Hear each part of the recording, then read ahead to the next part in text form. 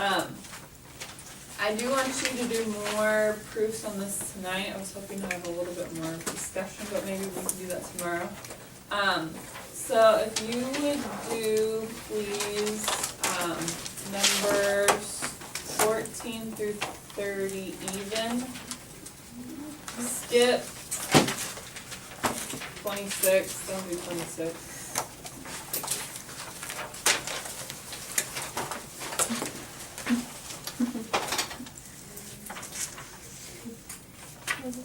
So that's 6 groups, I guess. They are very similar to the ones that you did over the weekend, so hopefully that helps going through those. What page is this one? Same pages as before. This is pages, I guess, 83 to 84. Yeah. You should see. Very cool. And then the one, some of those are not proofs. On page 84. Okay? Thank you. Alright. See you tomorrow. Have a good day. Thank you. I do it too. What it is.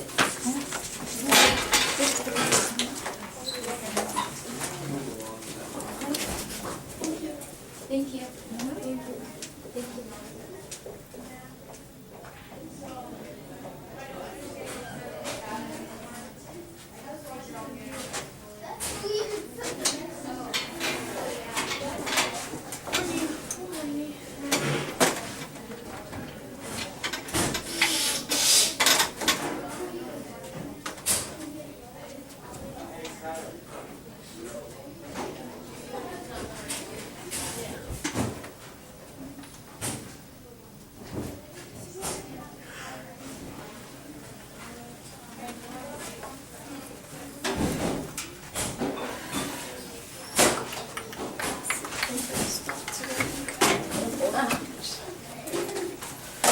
But then you're blocking the camera. Oh, it's good. They're not here. No. She'll be here the rest of the week. Oh, she will. She's not doing Indian. Oh, it's Halloween in her birthday. Yeah. That's good. Halloween! Olivia, please don't be so obnoxious. Wait, I didn't. Where's your face? There we go. I'm zoomed in like all the way on your eyes. There we Olivia, go. please. I do this every time. See up your nose. The camera out of my face. Oh no, I had to read that. It's almost my birthday. It's almost my birthday too, which means it's almost Dream your birthday. on. Hey, we're all on Christmas and it's Christmas time almost, so. I'm so excited for Christmas. You're closer to Christmas than I I am. heard Christmas music the other day, not on the radio, but it was in like a movie or something. I was like, oh my god. Sketchy booty. Thank you. Let's go. There's a desk over here. There needs to be 2 in the front. Well, she doesn't like the chair there. Oh wait, did Holly switch seats or something? No, I thought She that doesn't this like the was chair like, it's because like then- so close to the wall. Isn't that Well, is that we where can you've sat all year though? Yeah, but like usually it's like right here. So now I'm confused. We can scoot the chairs over then. Because I want my spot back. Oh my gosh. You guys are crazy. Well, I'm actually way with your I'm the Yeah. Yeah, we can. What? We all are. Someone took your spot. I mean, I didn't mean The to. I end just of words. I didn't realize it was there, guys. Someone said there's not even Alright, I decided that I didn't want you guys to have to write down all the different types of forces and what they are, so that's hence the, net force help sheet that I sent. Oh, so these are just notes. These are notes, yes. So, this is your notes instead of you having to write it down. So I do want to just read through it. Hopefully you did already read about it on the, website over the weekend. But to review, there's 7 different types of forces that we're gonna talk about. There was 2 that we did not talk about, the magnetic and the electric we will not be discussing in this unit. So gravity is the only one of the non-contact forces that we're going to talk about. And who would like to read about gravity? Skylar? The force of gravity is the force at which the Earth, Moon, and other massive large objects attract other objects toward itself. By definition, this is the weight of the object. All objects upon Earth experience a force of gravity which is directed downward towards the center of the Earth. The force of gravity on Earth is always equal to the weight of an object as found by the equation that grav equals m, which is 9.8 newtons. Right. Yes. Good. So if you wanted to figure out what your mass was, what could you do? Times by gravity. You could take your weight and do what? Because gravity and weight are the same thing.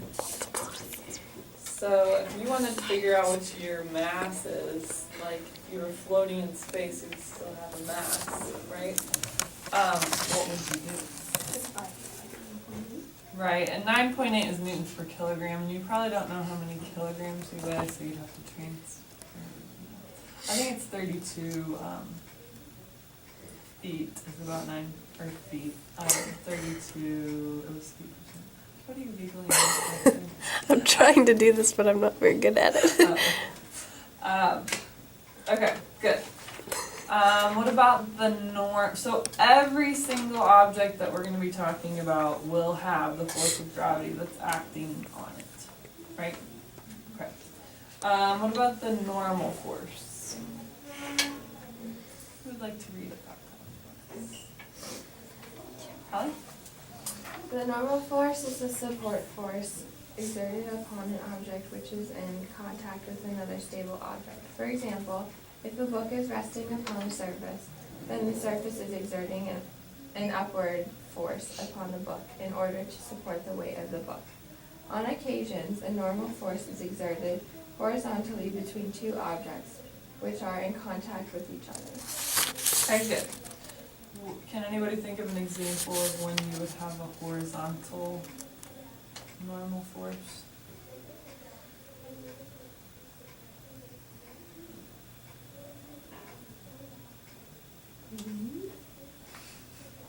That probably has more to do with the air resistance.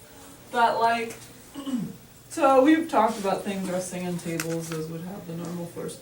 But if you're like leaning against the wall like this, you would have a normal force because the wall is supporting my weight. So the wall has a force on me. So that would be an example of a horizontal normal force. But usually it's vertical. What about a spring force?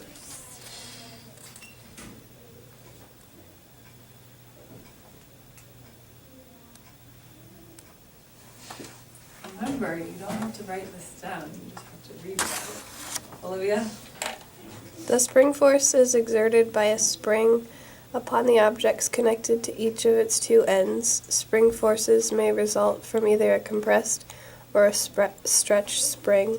The magnitude of a spring force is dependent upon the elasticity of the spring, usually denoted by its spring constant K, and upon the amount of compression or stretch of the spring from its equilibrium position. The general equation for spring force is F of spring equals K times X. Okay, good. So if there's a spring that's connected to an object, then it would have a spring force. Depending on how like stretched out the spring is, depends on how much force is acting upon the object. Okay, good. So that one's not super common. Friction is, however, the frictional force. Who would like to read that for us? Thank you, Lauren. The frictional force is the force exerted by a surface as an object moves across it. The sliding friction force opposes the motion of the object. For example, if a book moves across the surface of a desk, then the desk exerts a frictional force in the opposite direction of its motion. The frictional force can often be calculated using the equation F of friction equals. I believe that's mu, the Greek. That thing, and then F of norm. Okay, so we won't worry about the equations just yet.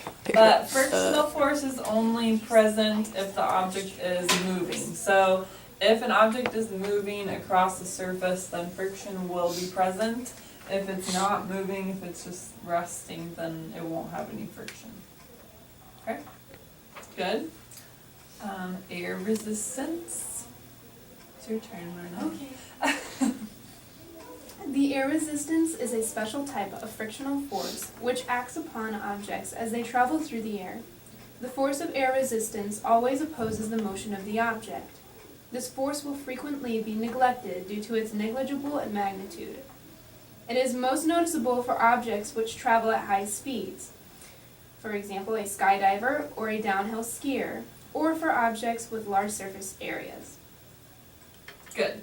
So we talked about air resistance a little bit when we were talking about free fall, and we said in order for an object to be in a state of free fall, it has to have negligible air resistance, or meaning very minimal air resistance, so to not affect the acceleration of the object.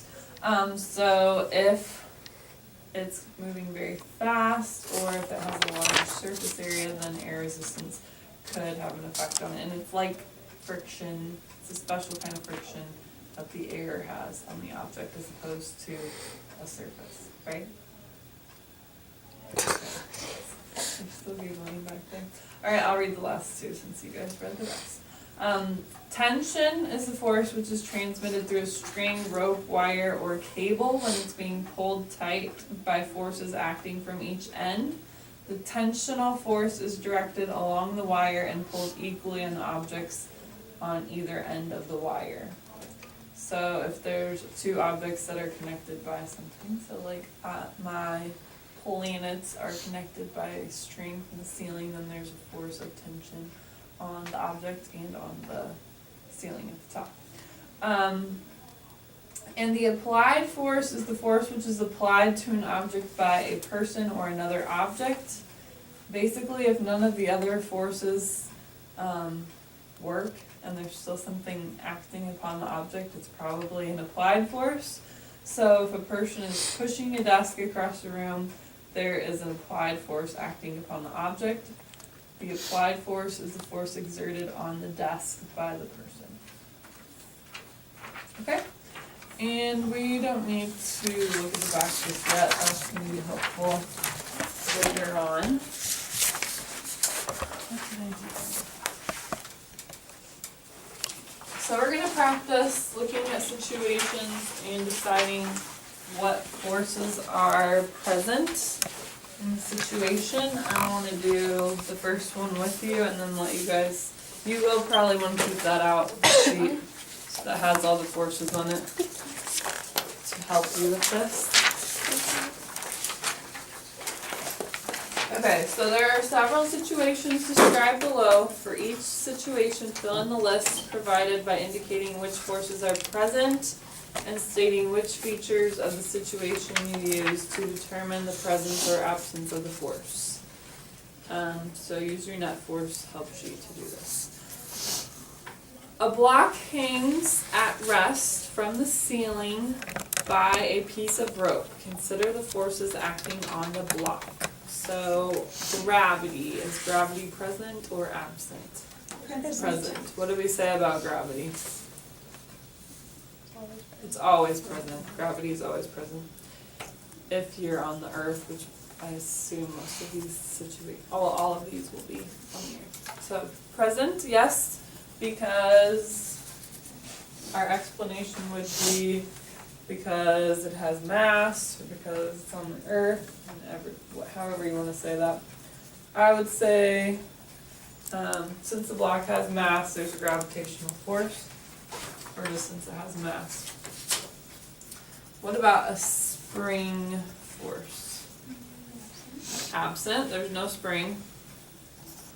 touching the box or block.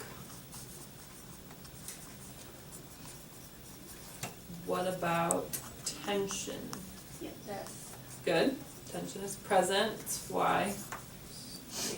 Good, because a string is attached.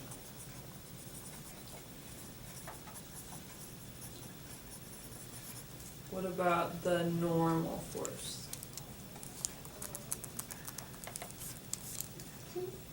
Absent is correct. Because the block isn't supported by any surface. If it has to be supported by a surface to have a normal force.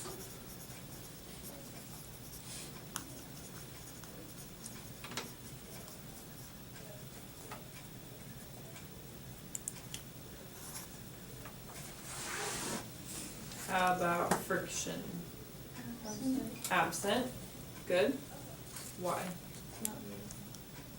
Good. It's not moving.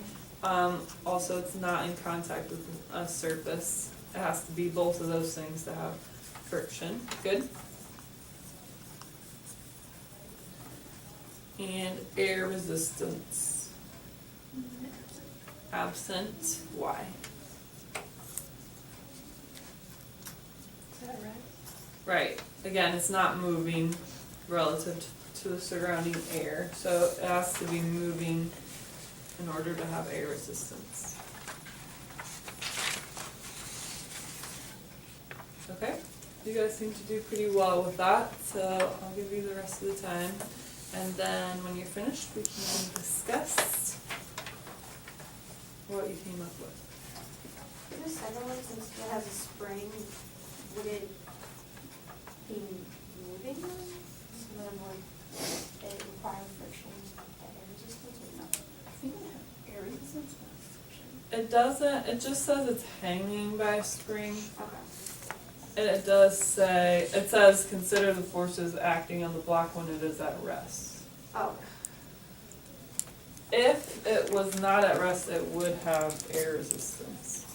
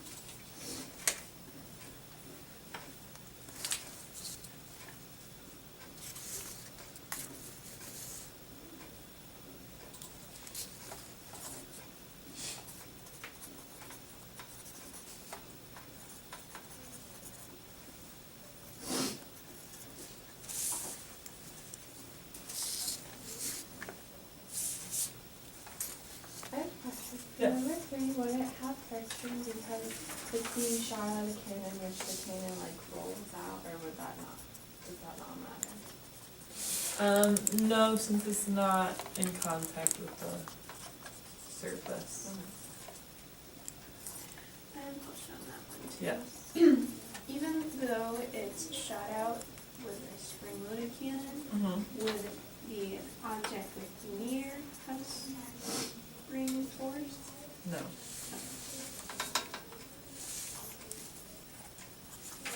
Good question.